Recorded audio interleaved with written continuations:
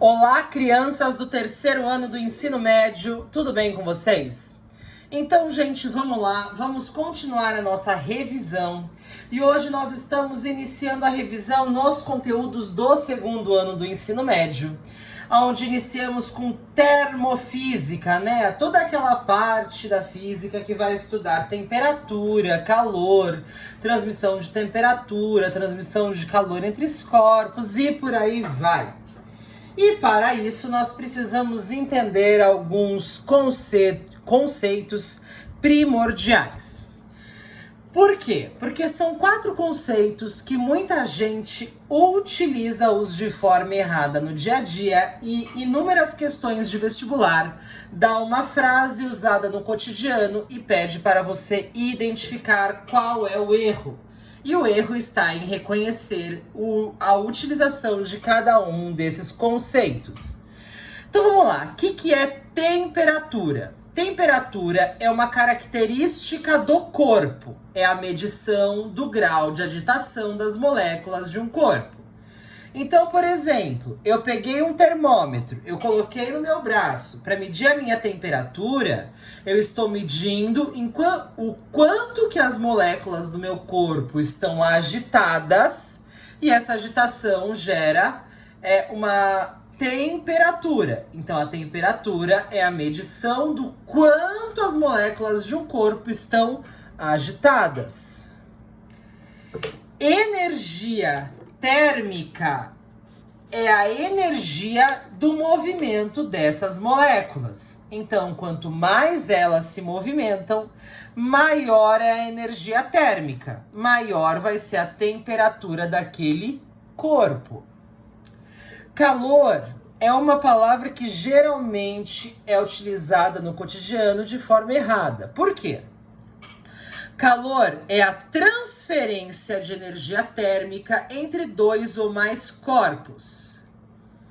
Então, quando eu penso assim, hoje está fazendo calor. Na verdade, não.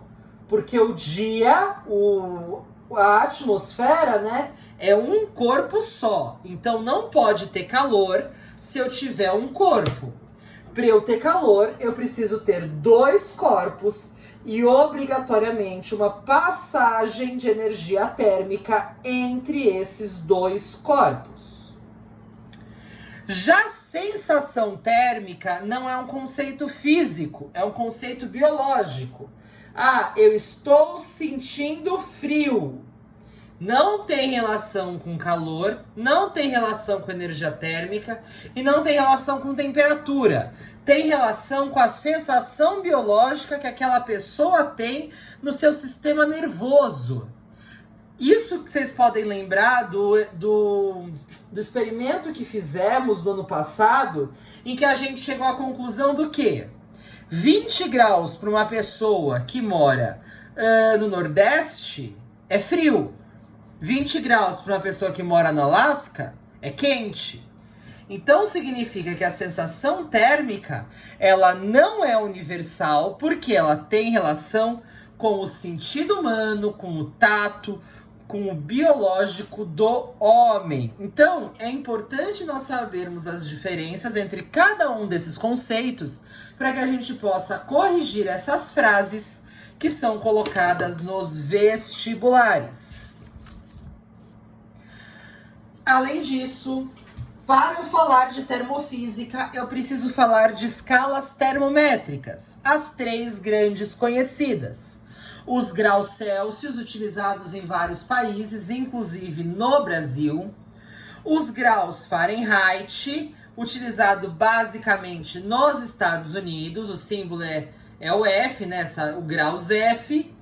E o graus Kelvin, que é a temperatura medida no Sistema Internacional de Unidades. Para o Sistema Internacional de Unidades, para toda a comunidade científica, temperatura é medida em graus Kelvin. E graus Kelvin não tem a bolinha antes do K, tá, gente? É só o K. Eu, às vezes, cometo o erro de pôr a bolinha. Se eu cometer o erro, podem me corrigir, porque eu também vou corrigi-los quando vocês colocarem errado.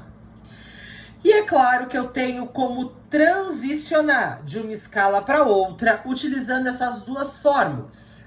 Se eu quero saber entre Celsius e Fahrenheit, eu vou usar a fórmula. A temperatura em Celsius sobre 5 é igual à temperatura em Fahrenheit menos 32 sobre 9. Então, se eu quero transicionar de uma para outra, eu substituo o valor na fórmula e faço a conta. Entre Celsius e Kelvin é um pouco mais simples de fazer a conta. Temperatura em Celsius é igual a temperatura em Kelvin menos 273. Então aqui, só fazendo uma substituição simples, a gente consegue descobrir e transformar entre essas unidades. Lembrando que nós temos o chamado zero absoluto. O zero absoluto é o 0 Kelvin, que é o maior... Isso daqui não é um O, tá, gente? É um zero. Que é o mais frio, a menor temperatura possível que o ser humano pode, que a natureza pode atingir até onde se conhece até hoje. Tudo bem?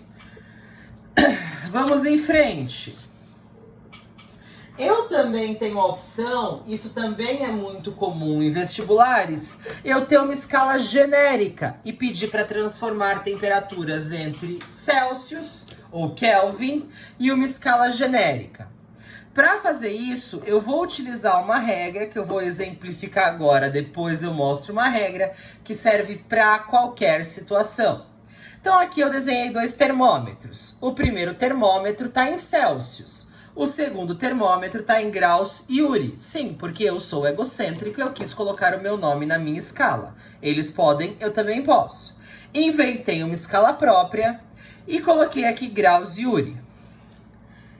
Vou usar 2 pontos primordiais. 2 pontos que eu saiba exatamente qual é a temperatura nas duas escalas. Geralmente, nós vamos trabalhar com ponto de fusão e ponto de ebulição. Muitas vezes da água, mas pode ser de outra substância. Então, aqui como exemplo, eu usei a água. Então, eu sei que o ponto de fusão da água no grau Celsius é 0. E o ponto de fusão da água no grau Yuri também é 0. Ponto de ebulição da água no Celsius é 100. E o ponto de ebulição da água no grau Yuri é 25. Aí eu pergunto para vocês, quantos Celsius correspondem a 15 graus Yuri? O que eu vou fazer? São 2 partes, ó. Vou fazer aqui uma relaçãozinha. Ah, detalhe, gente, regra de 3 não funciona para fazer isso, tá? Nem tentem. Vou fazer o do meio menos o de baixo. 15 menos 0 e x menos 0. Então aqui, ó, x menos 0, 15 menos 0. No denominador, eu vou fazer o de cima menos o último. O de cima menos o último. Então percebam que eu estou usando uma simetria. A relação que eu uso no numerador aqui é a mesma. A do denominador também. Então, 15 menos 0 sobre 25 menos 0 é igual a x menos 0 sobre 100 menos 0. Como aqui o ponto de fusão em ambos é 0, ficou fácil, né? X sobre 10 é igual a 15 sobre 25. Posso multiplicar em cruz para não ter erro. 25x é igual a 1.500. Passo 25 dividindo. Então, eu sei que quando eu tiver 15 graus Yuri, é a mesma coisa que 60 graus Celsius. Então, vamos definir melhor agora qual é essa fórmula. Eu tenho 2 termômetros e 2 temperaturas que eu vou relacionar. Uma temperatura numa escala X e uma temperatura numa escala Y. O que eu vou fazer? Temperatura em X menos ponto de fusão em X sobre ponto de ebulição em X menos ponto de fusão em X é igual a temperatura em Y menos ponto de fusão em Y sobre ponto de ebulição em Y menos ponto de fusão em Y. Basicamente, gente, é a mesma coisa que eu fiz lá atrás, só que agora com uma fórmula. Ah, não consigo decorar a fórmula. Tudo bem, ó, vou mostrar aqui visualmente. Aqui eu tenho o ponto de fusão em X, o ponto de ebulição em X e uma temperatura em X qualquer. Aqui eu tenho ponto de ebulição em Y, a temperatura qualquer em Y e o ponto de fusão em Y. O que eu vou fazer? A mesma coisa que eu fiz anteriormente. O do meio menos o de baixo. Esse é o meu numerador. O meu denominador é o de cima menos o de baixo. Seguindo esta regra, nós conseguimos fazer transição de temperatura entre quaisquer temperaturas, inclusive Celsius, Kelvin e Fahrenheit. Então, quer fazer assim? Também pode, só precisa decorar os valores que você vai usar aqui. E para continuar aqui a nossa termofísica, nós precisamos falar um pouco de dilatação. O que é dilatação? Não sei se vocês já lembram que lá na escola, no Centro Cultural, a gente tem na entrada do Centro Cultural um portãozinho de metal. E aquele portãozinho de metal, quando chega o verão, ele não fecha completamente.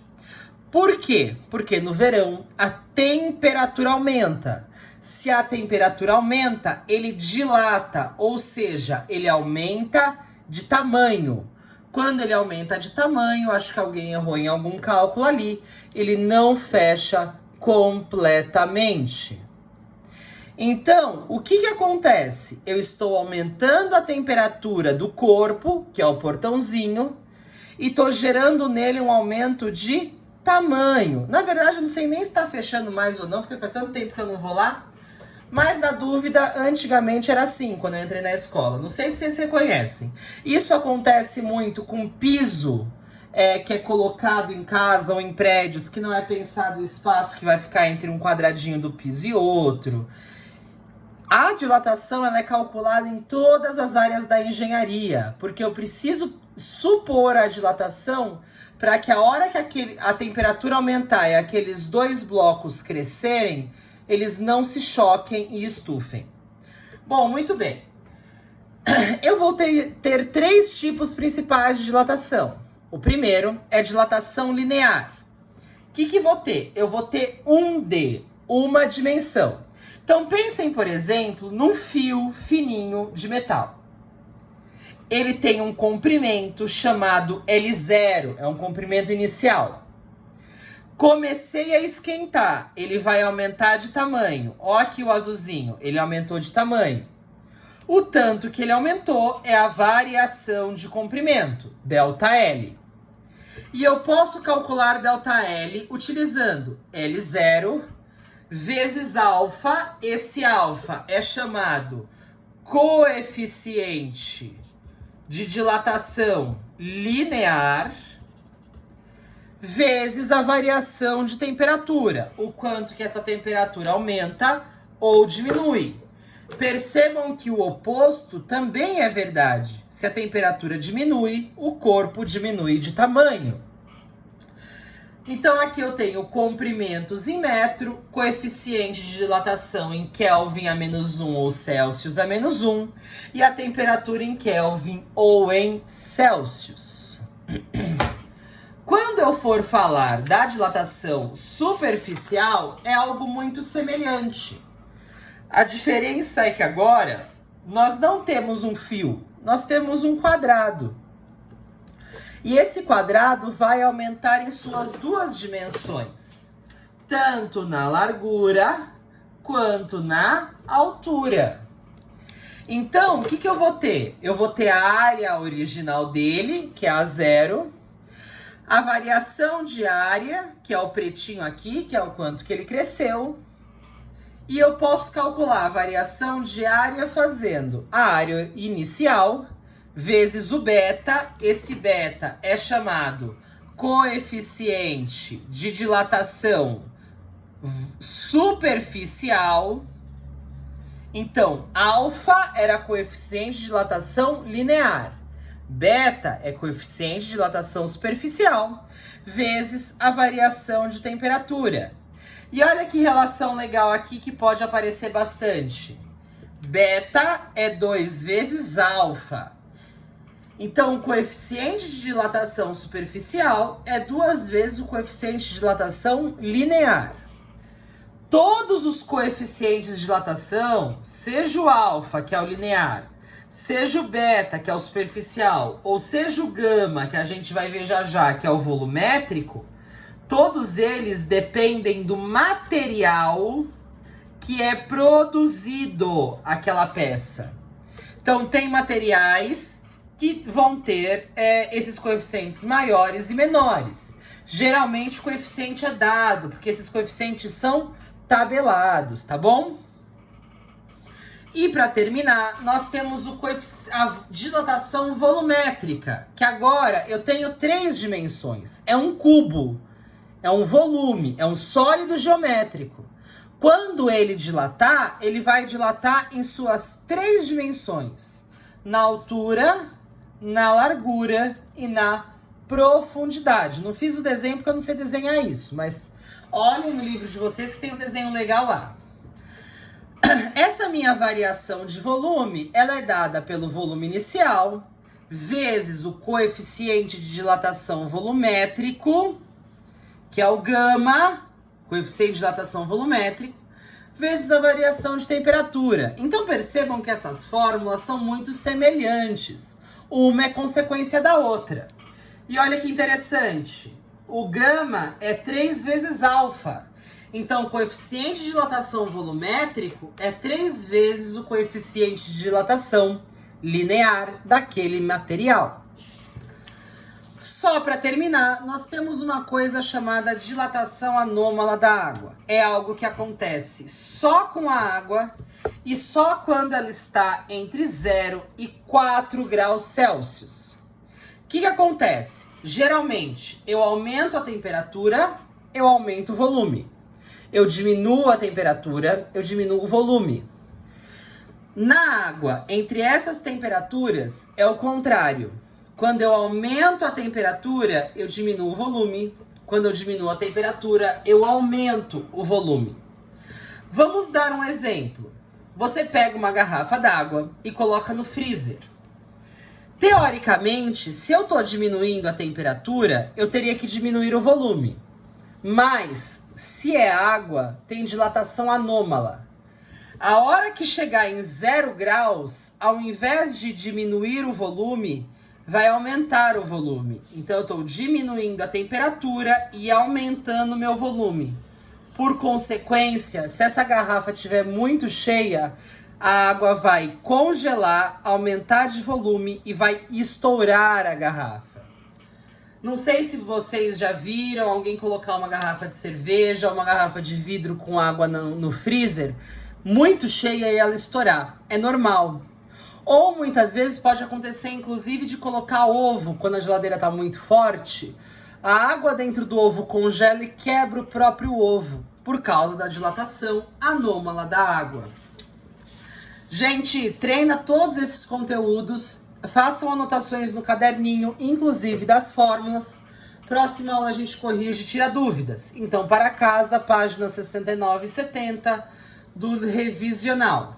Um beijo no coração, bons estudos e tchau, tchau.